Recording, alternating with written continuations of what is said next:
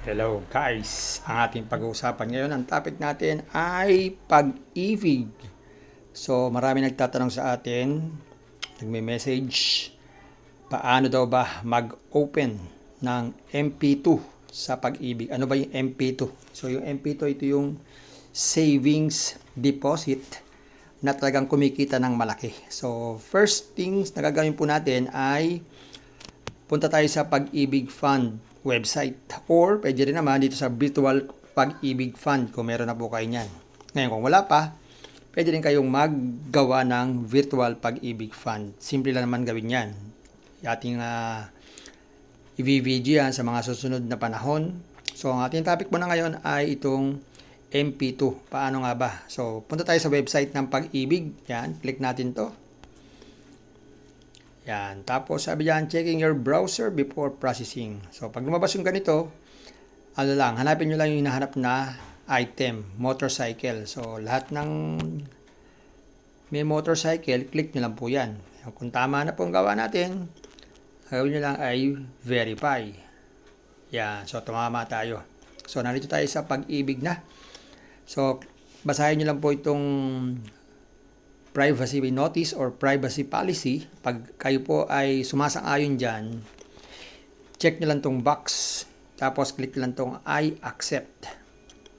Yan. So marami ng features ngayon ng Pag-ibig, hindi kagaya dati. Ngayon marami na.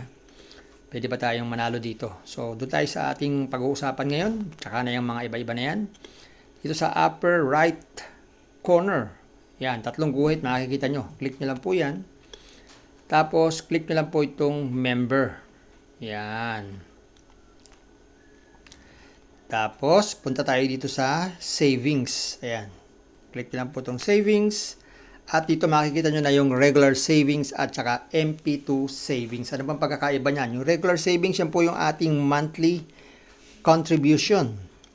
Samantala yung MP2, yan naman po yung extra, extra savings. Yan. Kung may mga extra tayong pera, pwede tayong mag-save dyan sa MP2. Pero hindi agad-agad dyan, hindi kagaya ng regular savings. May proseso pang dinadaanan. So, click natin tong MP2 savings. Ayan. Sabi dito, Pag-ibig Fund, MP2 savings, the more you save, the more you earn. Totoo po yan, no? Kasi nga, malaki ang kinikita dito sa MP2 savings. So, ano pa nakalagay dito? Why saving with MP2? A voluntary savings program for members who wish to grow their savings while enjoying competitive return. Kasi nga, pag sa bangko, maliit lang po ang tubo. Okay? Siguro, annually, kung magta-time deposit tayo, wala pang 3%. At dito nga, low risk investment, competitive returns. So, yan po yung mga pinapako. Shorter investment terms and flexibility in savings. Sabi, save now. Yan.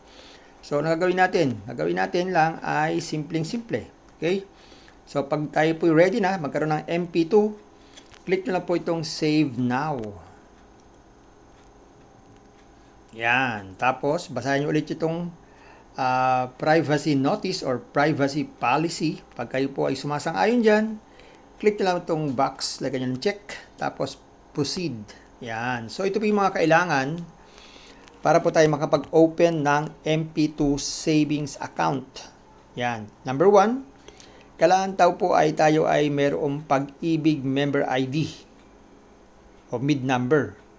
Pag wala, click nyo lang po itong click here para makapag-create kayo ng Pag-ibig ID number. Yan. Next time, pag-aaralan natin yan, no? Kasi ang topic natin ngayon, MP2. Yan ang ating na-receive na mensahe ng ating mga follower. Number 2, kailangan po ng valid ID. Dito sa valid ID, ang tinatanggap nila mostly, no, para hindi na tayo magkaroon ng mga pagkakamali-kamali. Tinry ko dyan ng SSS, ayaw pumasok. Tinry ko rin ng driver's license, ayaw rin. So, nung napapagod na ako, tinry ko na ang passport. So, mas mainam, gamitin po natin ang passport. Yan, mas maganda po, passport ang gamitin natin. At may instruction naman dyan kung paano pipicturean. Dapat yung kitang-kita siya, no? Hindi po, wala pong glare at walang shadow. Number 3, kailangan po mag-selfie tayo. Siyempre, kailangan yung mukha natin na hawak-hawak natin yung ating passport o ID. Pero ko sa inyo nga, sabi ko nga sa inyo, yun na lang passport ang gamitin nyo para talagang acceptable sa pag-ibig. Number 4, ito po yung proof of income. So, marami po ditong proof of income. Click na nyo lang yan. At makikita nyo dito yung mga proof of income. Click nyo lang po yung check, tapos proceed. Ayan. So, pwede tayong maglagay ng papeles o dokumento. So, dapat ready na yung mga documents. So, naka-picture na.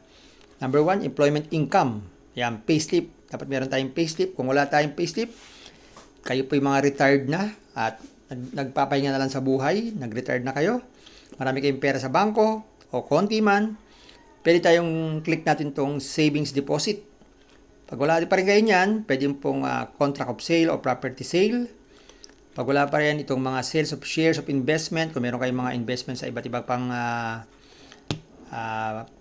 investment company, yan, pwedeng shareholder certificate, at pwede rin ang loan agreement, at pwede rin yung company profit dividends kung kayo po ay mga stockholder, company sale, yan, gift, kung meron tayong mga gift na natanggap, mga donor, yan, may nag-donate sa atin ng lupa, kayamanan, yan, at meron din ditong maturity surrender of life policy, may mga policy kayo, mga life insurance, or other income sources appropriate supporting documentation.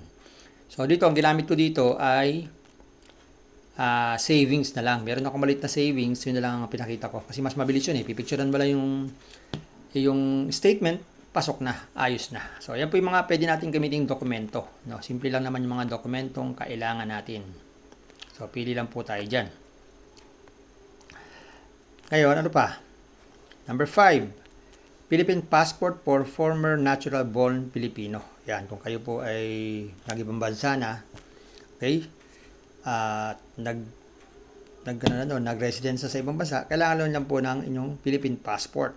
Number 6, certificate of reacquisition, retention of Philippine citizenship. Kung kayo po ay nag-acquire bilang Pilipino, yan, pwede yan.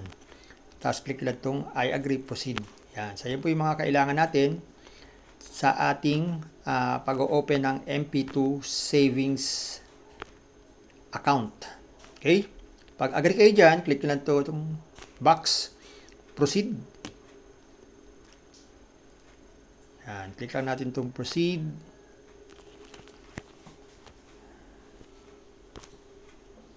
Yan.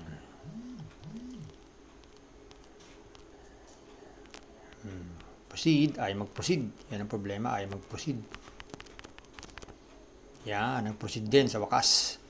So, nag-proceed na po siya. So, dito nga, pipilapan lang natin yung ating mga, yan, ID number, yung ating pag-ibig number, last name, first name, at saka yung ating birth date. Tapos, click nyo lang po itong validate.